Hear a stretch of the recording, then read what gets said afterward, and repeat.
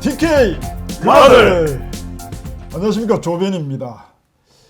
서울시장 보선이 이제 중반을 넘어섰죠. 정말이죠 이제. 요 최근 이제 여론조사 결과 공표도 금지되어 있고 한데 최근까지 나온 결과는 한 15에서 20% 차이가 나는 것으로 되어 있습니다. 그럼에도 불구하고 여전히 이제 선거판은 뭐 진흙탕 싸움이라고 이제 표현되고 있는데 이런 이제 선거 흐름이 지속되는 이유가 뭐라고 보십니까? 예. 보통 이게 지방선거는 말이죠. 지방선거는 대부분이 인물 싸움입니다. 이 사람이 어떻니, 저 사람이 어떻니, 저 사람 자질이 되느니 안 되느니, 도덕성이 있니 없니 이런 거로 하는데 이번에는 보궐선거단 말이죠.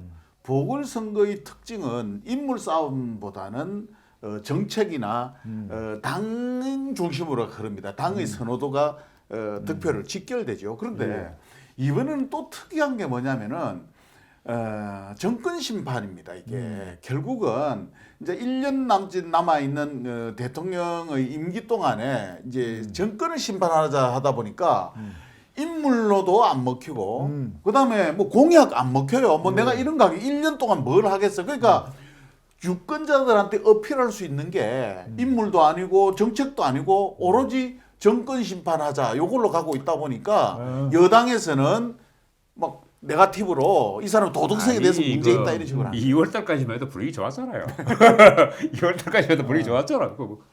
뭐 자기들이 자신만만했죠.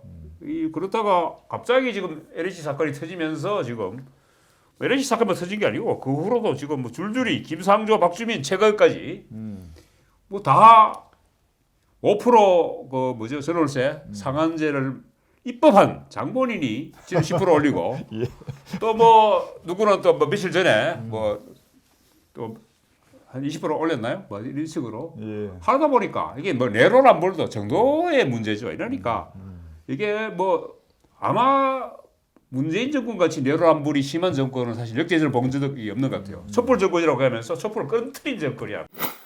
처음에 우리 간지랑께서 말씀하셨듯이 처음에는 더불어민주당 후보하고 국민의힘 후보하고는 게임 자체가 안 됐어요. 삿바도 못 잡았지. 삿바도 못 잡았지. 총선에서 벌써 완전히 싹쓸이 하다시피 하다 보니까 그때 제발 안철수한테 네 대통령 선거 나가지 말고 대선 나가지 말고 서울 시장 선거 나오라고 국민의힘하고 5만 사람이 가서 다 사정을 했던 겁니다.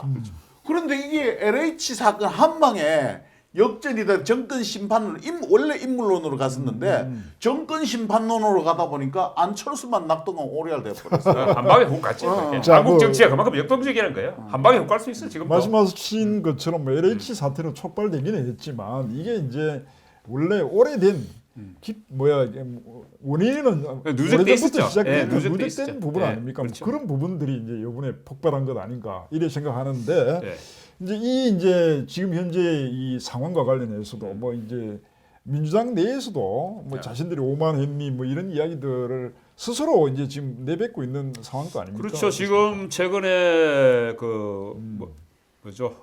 민주당 국회의원을 했던 표창원 전 의원 같은 경우에도 최근에 이 사람이 뭐 결혼정의 이런 책도 썼습니다. 지역 사람입니다. 이 사람 포항 사람입니다. 그런데 뭐 이런 얘기를 했어요. 그의 고객 예탁금을 날린 펀드 매니저 같은 심정이다. 자기 뭐 심정이. 풀면은 뭐 어떤 내용입니까? 한마디로. 이 돈을 쫙 끌어모아가지고 이렇게 많은 그 고객들이 돈을 모아주는데 이걸 한 방에 다 홀라락 이제 날려먹었다는 거죠. 촛불 정권. 이게 뭐냐면요. 이랬습니다. 지난번에 문재인 대통령이 될 때 더불어민주당 후보와 국민의힘 그때 당시에는 자유한국당이죠. 그 두 후보의 표 차이가 550만 표 차이가 났었어요. 그런데 조국 사태가 터지고 나서 총선이 바로 있었지 않습니까? 이미 이때 그 의석수는 더불어민주당의 의석수가 압도적인 한 170석 가까이 뭐 이렇게 됐지만은 표 차이는요 240만 표밖에 차이가 안 나요. 그러니까 결국은 민심은 문재인 대통령이 당선될 때 그때보다는 많이 떨어졌다. 그랬는데도 불구하고 더불어민주당 정권 문정권의 오만함이 표출돼 가지고 지금 이렇게 나왔다. 아니 사실은 뭐 4년 내내 적폐청산만 해도 밀어줬잖아요. 뭐 30%, 뿐만 아니라 40% 콘크리트라고 콘크리트 그랬죠. 시설이 예, 있었고 그러다 보니까 사실 기고만장했던 거죠. 그렇죠. 예, 기고만장했고 눈에 띄는 게 없었어요 사실. 그런데 사실 지금 오늘 그 원조 친노 청와대 전 홍보수석 조기숙 이화대 교수가 이런 얘기했어요. 조기숙, 예. 문재인 정부는 지금 묻지마 지지의 과잉 영양 과잉 상태다. 그렇죠. 예? 그래서 지금 과도한 묻지마 지지로 인해서 위기를 감지하지 못했다. 이렇게 어떻게 보면 문재인 정권의 잠수함에 토끼가 없었던 거죠. 토끼가 한 마리쯤 있었는데 그 토끼도 다 내비렸잖아. 금태섭 이런 토끼도 다 내비렸잖아. 그러니까 이게 정치사에 보면요, 항상 권력의 힘이 강할 때 지지율이 높고 이럴 때 더욱 자세를 낮추고 국민 앞에 다가가야 되는데 국민들 앞에 군림하는 모습을 다 보여줬잖아요. 결국 그게 국민들이 따가운 회초리를 들었다고 봅니다. 거의 사실 뭐 아까 좀 전에 말했던 조기숙 교수 같은 경우에도 뭐 이번 선거 사실 진흙탕 선거로 되고 있지 않습니까? 그죠? 완전히 뭐 지지층 결집을 위해서 지금 그렇게 했는데 그것도 안 되니까 요즘은 이제 읍소잡기까지 나왔는데 예, 그러다 보니까 뭐 조기숙 교수가 홍보 전문가인데 그렇게 얘기하더라고요. 네거티브에서 이긴 선거가 없다. 그래서 이미 자기들도 이미 지고 있는 줄 아는 것 같아요.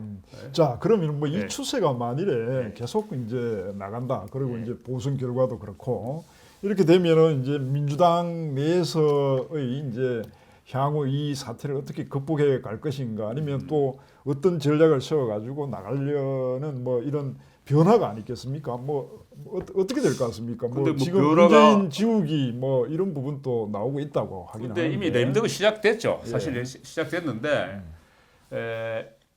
선거운동에서 이미 지금 박영선 후보가 당명을 지금 지웠어요. 잠바는 파란 잠바 입고 다니는데 당명을 지워버렸고 그리고 작년 총선에는 그 문재인 그 홍보를 엄청나게 했어요. 그런데 이번에는 문재인 문자도 이름이 안 나와요. 그럴 정도로 이미 그 문과 당이 지금 분리되기 시작한 거죠. 그러다 이게 물을 버리기 시작한 거죠. 지지율도 지금 뭐 사상 작으로 30%대로 떨어졌는데 혹시나 그렇게 또 이야기한다고 해요. 예전 대통령에 비하면 그래도 높은 거 아니냐. 예전에는 뭐 10%대였는데 30%면 높은 거 아니냐 이렇게 얘기하는데 지금 그 문지지층만 모여져 있는 거지 나머지 쪽은 다 떨어져 나갔다는 거죠 이미.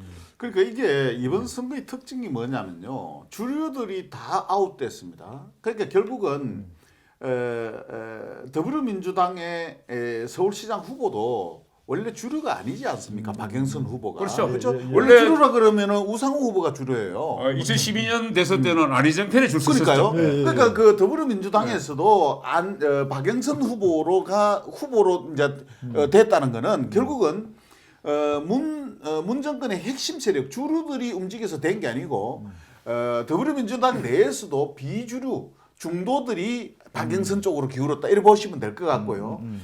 국민의힘도 또 마찬가지입니다. 국민의힘도 서울시장 후보로 나경원 씨하고 오세훈 씨 두 사람이 붙었는데 주류로 보면 나경원 씨가 주류예요. 또 예측하기로 다 나경원 씨가 후보가 될 것이라고 예측을 했어요. 그런데 결과는 어떻게 나왔냐?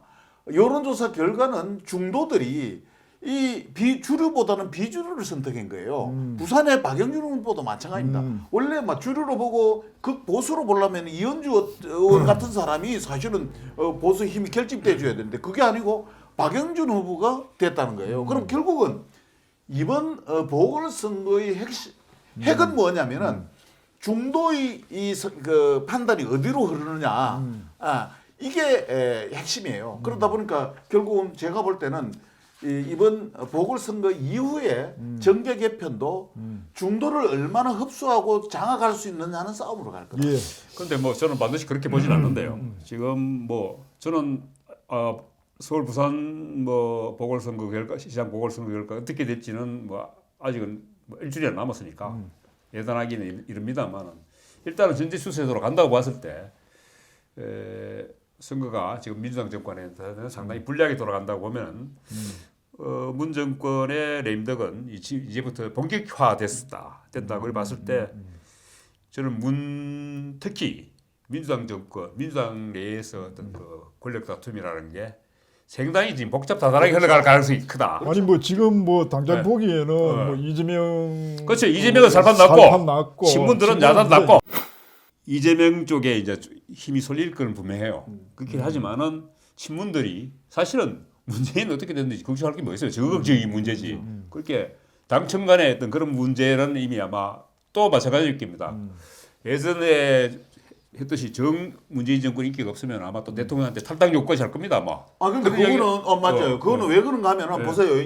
이재명 씨가 대통령 출마할 것 같으면은 문재인 씨가 내임덕이 없고 아주 잘했을 경우에는 그 덕을 보려고 하겠지만은 지금 이재명 씨는 문재인하고 나하고 상관없다는 쪽으로 갈 거예요. 그렇지 않습니까? 예, 이제 그게 더더욱 이제 깊어지겠죠. 그러면은 이제 예. 골이 이제 생기는 거죠. 그런데 문제는 이제 그 친문들이 이재명에 대해서는 너보다 먼 사이일 수가 있거든요. 그렇죠. 예, 예. 그러다 그렇죠. 보니까 이제 친문들이 또 지금 또뭐 결정은- 180석에 가까운 예. 의석을 가진 이 민주당이 또 그 주류가 거의 한 5, 60명 되거든요. 지금 친문 주류가 그 중에서 지금 차기 당 대표 선거를 놓고 지금 각축전을 벌이고 있거든요. 누가 될 거냐는 부분에서는 지금 세 사람이 나와 있지 않습니까?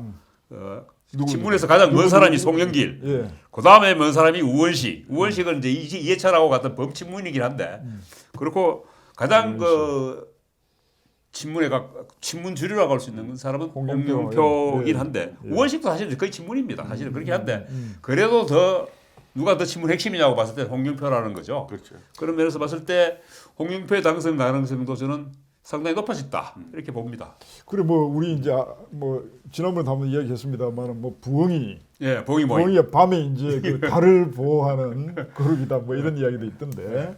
아니, 부엉이가 또 민주주의 4.0인가로 이제 바꿨지 근데 않습니까? 봉이가 또 새끼를 내요. 나무 둥지에 넣잖아요. 알 수 없어요. 알 수 없어요. 그러니까 또 이재명 둥지 알을 깔 수도 있어. 이거 진짜 그러네요. 뭐 이제 어떤 시기든 이제 그 정권을 계속 유지하려는 여러 가지 뭐 그렇죠. 노력이나 이게 기획들을 신문도 이게 하다 보면 이 살아남기 위해서 온갖 수를 쓸 겁니다. 부엉이, 예, 그치. 부엉이가 나무 둥지 알을 놓잖아. 알을 놓을 수도 있다. 예. 그럼 친문이 비문 쪽에 가서 알을 놔버릴 수도 있네요. 그렇지, 그건 알 수 없는 거야. 정치라는 게 어제 저기 뭐 오늘 동지고 그렇지. 예, 아까 그 이제 뭐야 13용이라고 했습니까? 그 중에 13 잠룡. 잠룡이. 이름 내 외운다고 한참 이름 내 못 외워가지고 예, 한번 시청자 적어봤어요. 여러분 그래도 한번 이야기해 주시죠. 잡이 아닙니다. 비읍이 아닙니다. 예. 미음입니다. 네, 적어봤어요. 잠룡입니다. 잠룡. 예. 그 5월에 바로 그뭐 나가리 될 가능성이 높은 이낙연, 국무총리 정세균, 임종석, 김두관, 김경수, 이광재, 박용진, 박주민, 추미애, 김부겸, 이재명, 유시민, 조국 여기가 13명입니다. 그거는 본인이 이제 희망하는 거고 네, 네. 국민들은 이 사람을 13년을 안 봐요. 여기 몇 사람밖에 없어요. 한 서너 사람밖에 예. 없어요. 예. 근데 뭐 이광재도 아까 말씀하셨는데 네. 이광재는 뭐 또 뭐 이 대구 너거 한 봐봐라. 그러니까 부산 가가지고 이런 또 식으로 한 소리 했지. 이야기 한 소리 했던 그분 맞죠? 예. 예. 근데 내가 봤을 그것도 때는 올라있고. 뭐 이광재가 그런 소리 하는 거는 대구 경북은 이미 포기했다는 거야. 부산만 잡으면 된다. 대구 경북은 내비도 된다. 아니 이 근데 말이야 지금. 이거는 뭐 이 중간에 말씀드릴 건 아닌데 이광재 말이 네. 뭐 우리 언론에서는 막 비판하고 이 네. 뭐 지역 지역을 이간질한다 뭐 이런 이야기 하긴 하던데 말은 좀 맞는 이야기 아닙니까? 아니 근데 말은 맞는 어떻습니까? 얘기 아니고 언론도 똑바로 좀 써야 되는 게 그거예요. 저는 이미 대구 아니 경북은 계속 극하다가 지금 대구 경북은 이미 낙동강 오 오리알이에요. 그 부산 애들은 왔다 갔다 해요. 사실은 PK는 늘 그랬어요. PK가 자꾸 그 TK는 자꾸 남 아니라고 생각하는데 YS 때부터 TK는 이미 우리는 남이었어요.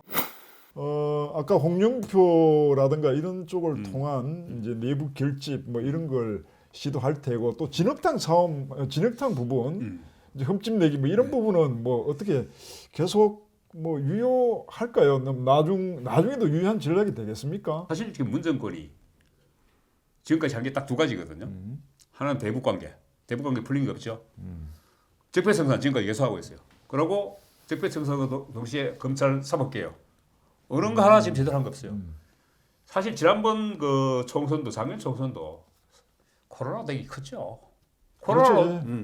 코로나 되게 사실은 그러고 또 그 상대방 헛발질 뭐 차명진 까라 뭐 황교안 까라 이런 선수들이 헛발질 하는 바람에 사실은 저는 작년에 선거에서 표 차이가 나더라도 한 20, 30석 이상 차이 나지 않을 거라고 봤어요.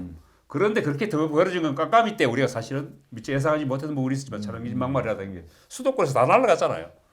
그런 걸 보면은 문정권도 사실들이 자기들 착각에 아까 그 홍만당 그 설명하셨듯이 대선 때하고 총선 때 표 차이가 줄었다는 것.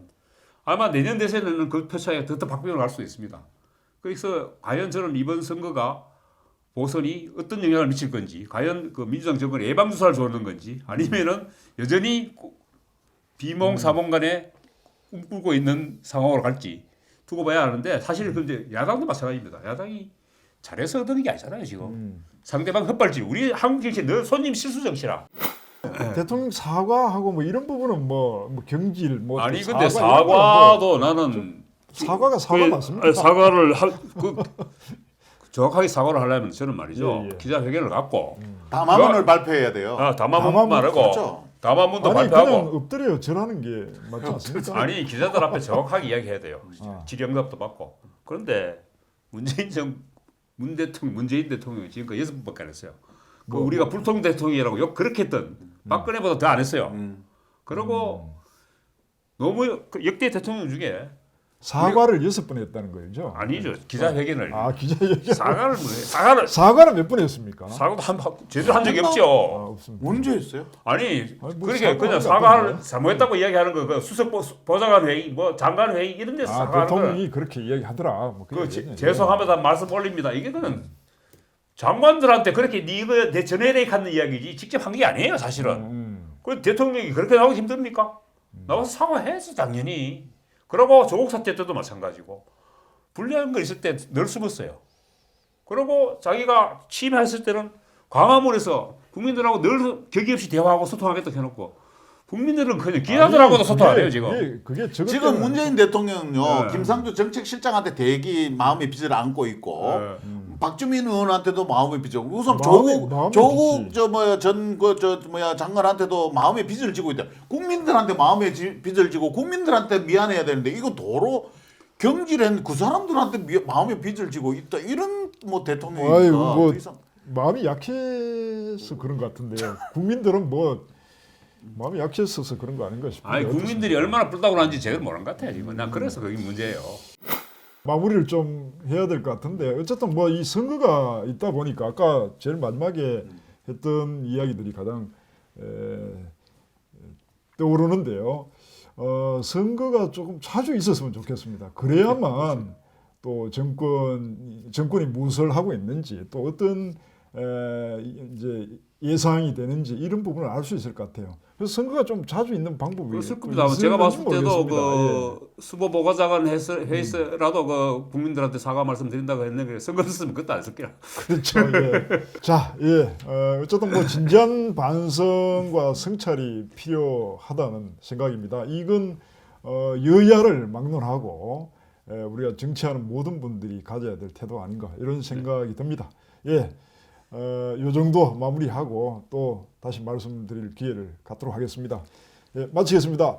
TK 글바들